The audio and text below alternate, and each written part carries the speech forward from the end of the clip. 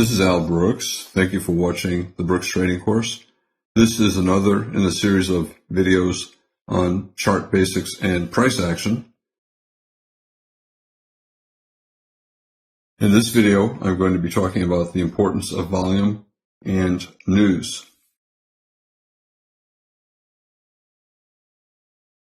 In the last video, I talked about the purpose of markets is to facilitate trading. Markets are designed to increase the number of traders placing trades, increase the number of trades being placed, and increase the total volume of trades taking place. Now take a look at this chart. The market is going down. As it's going down, we have a slightly lower low in price, but we have a lower low in volume. What will traders assume? They will assume that if we continue down, volume will get less and less and less. Markets are designed to maximize trading volume. If the market is going down and finding fewer people willing to trade and less volume, it's going the wrong direction, because theoretically, ultimately, if it keeps going down, eventually there'll be no trading at all.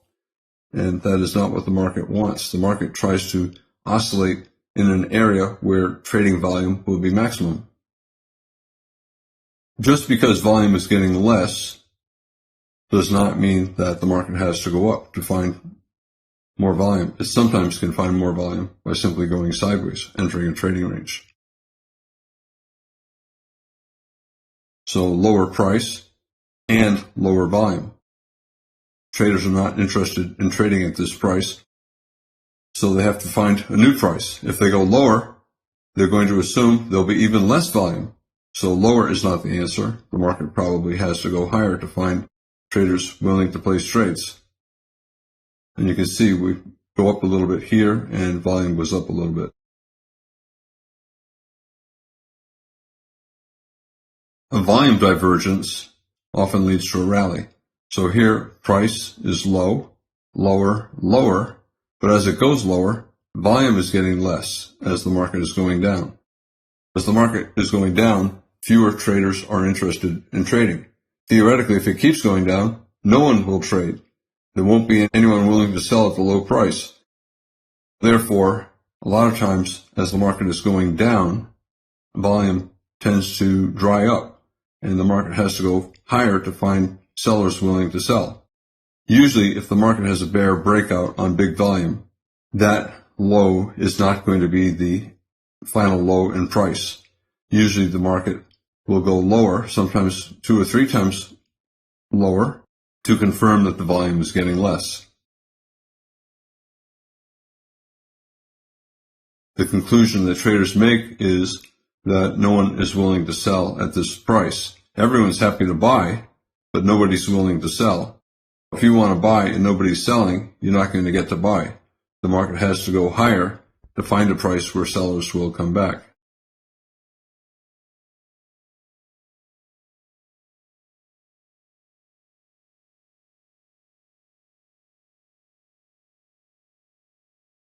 This is an E-mini 1-minute chart, and 3 pushes down, so it's a wedge bottom. Not really classical wedge shape, but 3 pushes down. We got a sell climax, a second push, and a third push, a spike and channel bear trend. I once traded with a trader many years ago who looked for volume divergences. As the market's going down, he's looking for volume getting less. As it's going up, in a spike and channel bull trend, he'd look for volume getting less, and he would look to trade the divergences. But the problem with trading that way is that if you're a day trader, you're looking for many trades a day. However, a perfect wedge bottom with a double volume divergence, here's the first volume divergence, here's the second volume divergence, that kind of a setup only occurs once or twice a week. So you end up watching the 1-minute chart all week long to find 1 or 2 trades, and you have to hope that you're actually watching the computer at the time that they occur. Do I pay attention to this? No. There are far more important other things that give me far more trading opportunities. Take a look. Here we have a bear breakout and a follow-through bar. So a bear breakout and a follow-through bar. But look at the volume. It's really not all that big. Do I look at the volume and say, oh, here's a bear breakout, but look how bad the volume is. I'm not going to take the trade. Or do I look at this and say, bear trend, double top, lower high, bear bar closing below the low of the past 15 bars, closing on its low, I'm going to sell. I don't care what the volume is. To me, this is a sell. The volume can trick me into not taking a very good trade. And volume, or any other indicator for that matter, is often an excuse that beginners use to not take a trade, even when the trade is a high probability trade.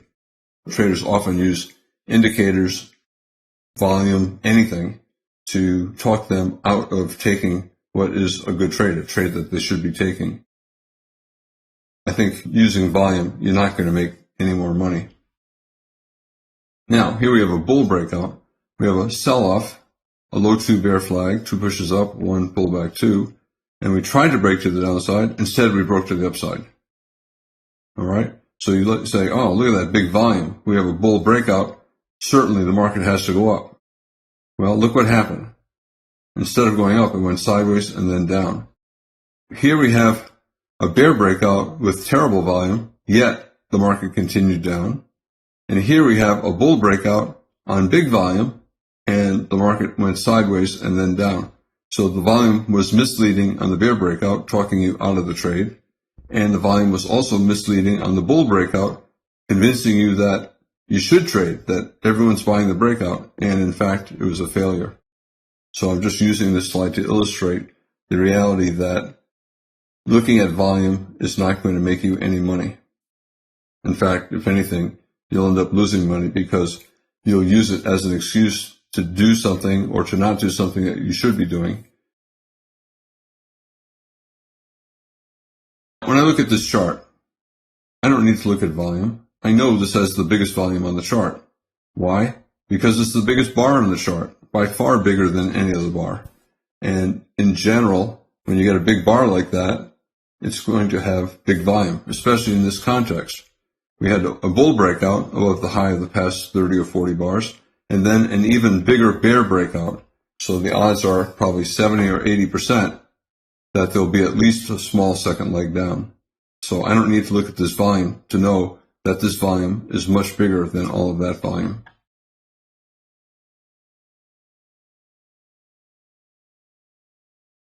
When I see this, I'm selling. I don't care what the volume is. I don't care what the stochastics are. I'm selling. I'm selling as the bar is forming or when the bar closes. I place my trades based upon price action, not volume action. Volume is a false god that beginners hope will protect them from a painful loss.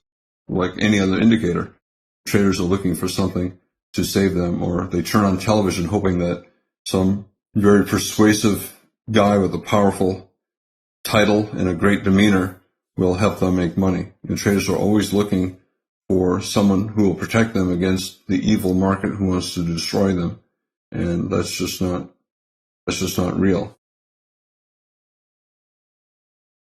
You have to take responsibility for what you're doing. And if you see a bull breakout and then an even bigger bear breakout, it's a surprise. And whenever there's a surprise, you have trapped bulls and bears. You have bulls who are trapped in, denying the reversal, and they're holding long. They're hoping for any kind of a bounce to sell out with a smaller loss. And you also have trapped bears, bears who want to get short, and they wait for any kind of a pause bar to sell, to get at least a little bit more down. Look at this. This is the euro versus the dollar, a forex market, and there is no volume. At least for most brokers, there's no volume. Some brokers have volume, but the volume is only the volume at one particular bank or 2 or 3 particular banks, and it really does not give you a sense of what's taking place worldwide in the forex market. When traders are trading forex markets, they're not paying attention to volume.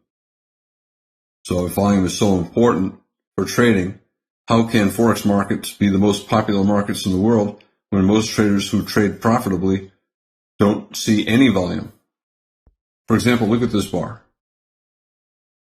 Do I need a volume bar to tell me that a whole bunch of traders just sold here? Of course not. Just look at the bars. The biggest bar in the past 30 bars, far bigger than all the others, closing on its low, closing below the lows of all of these bars.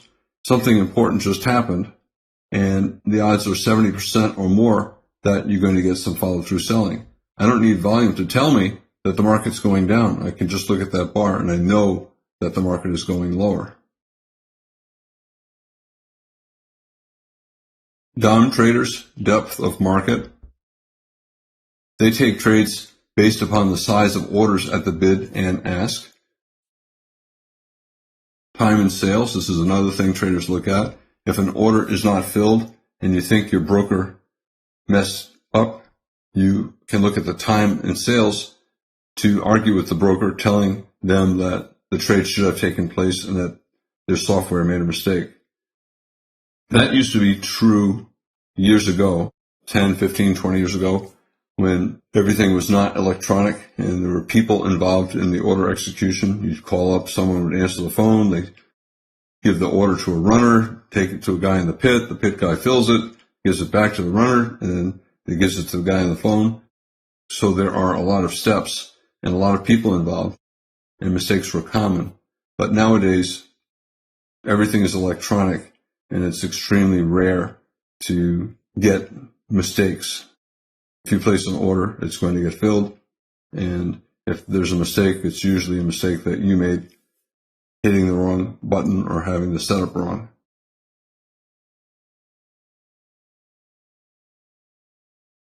For DOM trading, depth of market, a lot of traders look at the size of the bid and ask orders. And there are different types of DOM trading.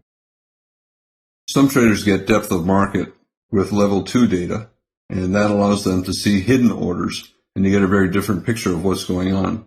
Like here, look at the circled data. You can watch big orders appear and disappear, and in general, the idea is to trade in the direction of the big orders.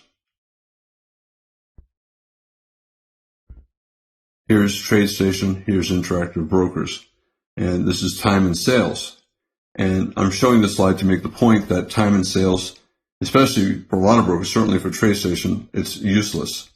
So look at the size of these orders, 1 lot, 2 lot, 3 lot, 4 lot, and here are the times to the second, and you can see corresponding times over here, and look at the size of the orders here, 600 contracts, 32 contracts, 200 contracts. TradeStation only shows limit orders. Some traders trade at the market, some traders enter with stops, and some traders trade with limit orders. TradeStation time and sales only shows limit orders. So looking at it is useless because you're only getting a little piece of the information that it really exists. It does not show market orders. It misses most of the large trade due to deconstructing the orders, taking them apart and showing them in little pieces. Interactive Brokers also shows market orders. Here's a trade with 672 contracts. Here's another trade with 202 contracts, and you do not see them at all here in TradeStation time and sales. But even Interactive Brokers has problems. So TradeStation clearly has problems, but even Interactive Brokers has problems as well. Interactive Brokers does not show every trade. They only show sampled data. They're never clear to me on the phone what they mean by sample data, so I don't know if they're showing every other trade that takes place, every third trade, or every fourth trade, but they're not showing every trade. Also, here's another problem. Every now and then you're looking at time and sales. Here's the E-mini contract. And look at this. Look at the size of this order. 330,000 contracts. And price didn't move at all. Maybe moved a fraction of a tick. So do you believe that someone actually placed an order that got filled with 330,000 contracts and the price did not move? No, of course not. It did not happen. You get data like that you see that is clearly wrong, and you don't know what to do with it. 330,000 contracts. When you translate that into dollars, let's say the S&P is trading at 2,000, and it's $50 a point, so that's $100,000 per contract, and there are 330,000 of those contracts being traded. That's bigger than the annual budget of the Philippines. So do you think that actually took place and did not move the market at all? No, so it's clearly a crazy piece of data, and you don't know what to do with it.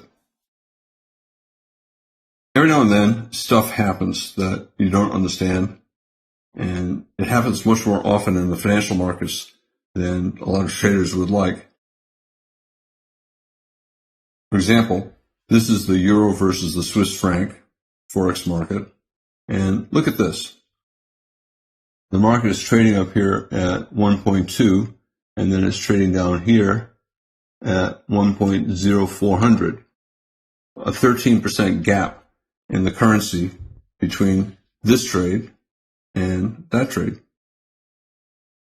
So this is an example of a black swan, of an extremely low probability event, an event that a lot of people say is impossible, cannot happen. There's no way the euro can drop, the euro versus the Swiss franc can drop 13% overnight like that. But stuff happens. Also, I have to say that I've been trading now for about 30 years. Every now and then, something happens and the orders stop working, your data stops working, firms can go bankrupt. If your software locks up and you call, they'll say, oh, it's just a little glitch and it'll never happen again. Stuff happens. Exchanges can stop working. The order systems can be so overwhelmed. And every time it happens, you call your broker and they say it's never going to happen again. And it happens. I have to say, crazy stuff like that happens less than it did 20 and 30 years ago, but stuff happens. For example, you can get a 13% drop in the euro versus the Swiss franc when a typical big day would be 1% or 0.5%. News. Traders a lot of times pay a lot of attention to the news. I remember 20, 30 years ago, trading, everyone would pay all kinds of attention to news reports, like 7 o'clock California time. What is the federal trade deficit? For years, that was the big thing. Then for another few years, what's the PPI? What's the CPI? And traders would watch, and there'd be some big move up or down. And they'd put pundits on television right before the news comes out saying that if the number does this, the stock market will do that. And half the time, the market did the exact opposite of what the experts said it would do. And why is that? Because the market prices in the number before the number is released. So there's a 50-50 chance that the market is going to go up, 50-50 chance the market is going to go down, no matter what the news is. So it's not the news that's important. All that matters is the reaction to the news. Price is truth. One of the worst things I think you can do is right before some big news event comes out, if you watch the news, you'll listen to the experts on TV telling you what the market will do depending on if the news is good or the news is bad. Absolute total waste of time. They have no idea what the opinion is of the 200 big financial firms that rule the world, right? That control the markets. They may know about their firm, but they don't know about the other 199. Whatever they say, at best, has a 50% chance of being right. All I care about is if the market's going up, I'm buying. I don't care what the news is. I don't care what the pundits say. If the market's going up, I'm buying. That's all I care about. Institutions. All institutions have opinions about the news and about what the market should do, depending on the results of an upcoming report, FOMC meeting report, trade balance, any kind of news issue, the Brexit vote. And all of the institutions try to make their price as neutral as possible before the announcement. They're all buying and selling in such a way to feel like they're in the best possible situation to make the most money when the news comes out. The news is priced into the price before the news is announced. And you don't know if they priced in too much, you don't know if they priced in too little. So the market can go up sharply on terrible news and it can go down sharply on great news. So knowing the news does you no good. You do not make money knowing the news. You make money knowing what the market does after the news. If the television experts knew how to make money off the news, they would not be on TV. They would be trading. And frankly, I don't know why they put them on television, because most of what they say is totally unhelpful to traders. Sometimes you'll hear, before a news report comes out, some pundit saying that if the number is X, it's bearish news, or if the number is Y, it's bullish news. And to me, that's ignorant. It's just totally naive. All that matters is how the market reacts. I don't care if the news is bullish here. I don't care if the news is bearish here. All I know is the only way I can make money is buying. I'm only interested in buying. So if the news is bearish, yet the market goes up, that simply means that more institutional dollars expected the news to be worse than it was. So as bad as you think the news was, they priced in worse news. So when the news came out as bad, but not as bad as they thought, what happens is this: the market goes up. And nobody knows in advance how many dollars are betting that it's going to go up, how many dollars are betting that it's going to go down. You only know after the market starts to move. You got a big bull bar here, closing above its midpoint, a follow-through bar with a bull body here, and then another bull bar closing on its high. Chances are the market's going higher. And I don't care about the news. All I care about is making money as a trader. Likewise, if the market goes down and the news sounds extremely bullish, that simply means that more institutional dollars expected better news, right? They were expecting the bullish news to result in a huge rally. And when the news was not quite as good as they thought it was, well, they priced in much better news than what they were expecting. And the result is the market can go down far and fast on good news.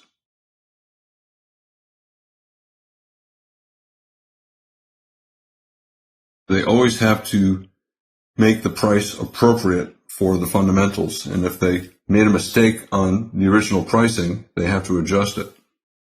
All that matters is price. Price is truth. If there's bad news but good price, you buy, and you don't worry about the news. Let's say a stock missed on the top line on an earnings report, so the revenue is less than what they expected. And let's say they also missed on the bottom line. Their total profit is less, but the market still rallied.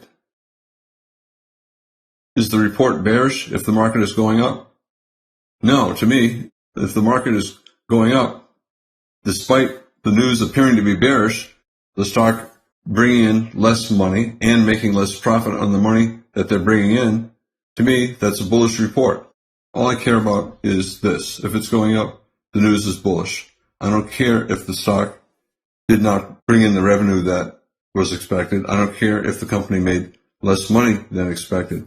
The market is telling me that it's a good report. I don't care if an analyst on television is telling me, oh yeah, boy, bad revenue, bad profit. I don't care. The market's telling me everything's good. Likewise, the stock can also sell off if it beats on the top and bottom lines. So let's say it makes more money than what people are expecting, and the total revenue is greater than what people were expecting. If the market goes down, I don't care. You can call it a bullish report. I would call it a bearish report. All I care about is the market's reaction to the report, not the pundit's opinion about what is bullish and what is bearish. News is useless.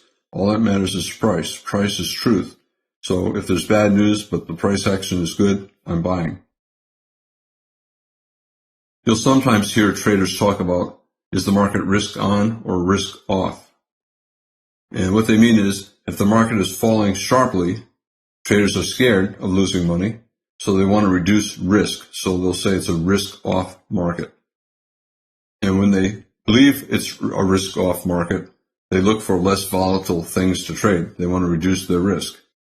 So they may switch to trading consumer staples like Procter & Gamble, Coca-Cola, Verizon, instead of highly volatile stocks like technology stocks.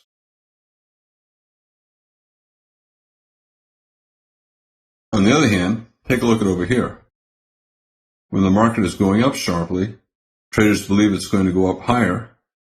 They're more willing to trade riskier stocks. So if this is the overall market like the S&P and it starts to rally sharply like this, traders expect it to go higher. Traders will make more money trading more volatile stocks and taking on more risk. They'll say, oh, this is a risk-on situation. Instead of trading low-risk stocks that don't move very much like Procter & Gamble or Coca-Cola, they'll switch to stocks that tend to move more than the overall market like Facebook or Apple, or even riskier stocks than that.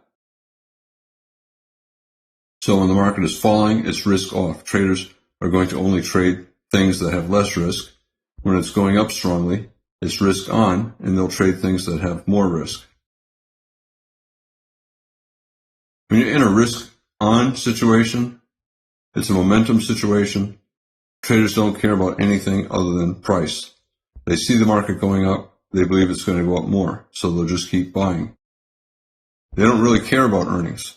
All they know is that the market is going up, and so they're not concerned about risk, they're just concerned about probability. They know that if they buy, there's a high probability of making a reward, so they're going to ignore risk, they're going to ignore earnings, they're going to ignore news. All they know is that the probability is great. And they're more willing to trade much more volatile stocks, as I said, technology, biotech stocks, because they know those stocks move more than the more conservative stocks, and they want to maximize their profit. They know this is not going to last forever, so when it's occurring, they want to be in stocks that give them the best potential for profit. Whenever the market is going up sharply like this, traders believe it's going to go up higher. So you buy here because you believe it's going higher. You buy anywhere in here, a very tight channel, basically a micro channel, no pullbacks. You buy anywhere in here because you believe you'll make money, that it'll go higher and you can sell it for more money. A lot of these traders are momentum traders. They're not buying because the market is cheap. They're buying because the momentum up is strong, and they believe the momentum alone will carry the stock market higher, or the price of their stock higher. They don't care about fundamentals. All they care about is momentum. They don't care about value. They don't care about earnings. They don't care about news. All they know is if they buy money, they'll probably make money. So they're just trading on probability. Traders sometimes refer to FOMO trading, fear of missing out. It's an acronym. And this is a good example of FOMO trading. When the market is racing upward, they're afraid that they're going to miss a great opportunity, so they buy. Right? The institutions are judged on their performance compared to other firms, and when you get these brief opportunities to make a lot of money quickly, everybody buys. And with everybody buying, it is self-perpetuating. The market just keeps going up. Firms cannot miss big moves like this. They don't happen all that often. In general, about 10% of the bars on any chart are in a strong breakout like this, and this is where traders make their money. So they cannot risk missing one of these opportunities. As I said, only 10% of the bars on any chart look like that, and when this starts to happen, traders buy, and with everyone buying, it's self-perpetuating, and it goes up. Traders are afraid that they're going to miss a big opportunity. You can call it a risk-on market. You can also call it a FOMO market, fear of missing out market. It's a momentum market. Everybody's buying because they know the probability is it's going to go higher. Buying at any point in here will result in a profit. Momentum traders, they don't care about fundamentals. They buy even if the market's expensive because they're confident that the market will trade higher. So here you are buying at the top of 6 or 7 or 8 bars, 10 bars, 15 bars. The momentum traders, they don't care. They don't care about the fundamentals. All they know is the market's going up, and they'll make money if they buy. They don't care if it's expensive. They don't care about PE ratios. All they care about is is going up and they want to buy. They buy simply because the market's going up. And they don't care why the market's going up. They don't care what the fundamentals are. They don't care what the earnings are. They don't care what the news is. All they know is when the momentum is really strong, they want to buy. Value traders, on the other hand, pay a lot of attention to price. They only want to buy when the market is cheap. For example, a value trader will look at this and say, wow, the market's really cheap here.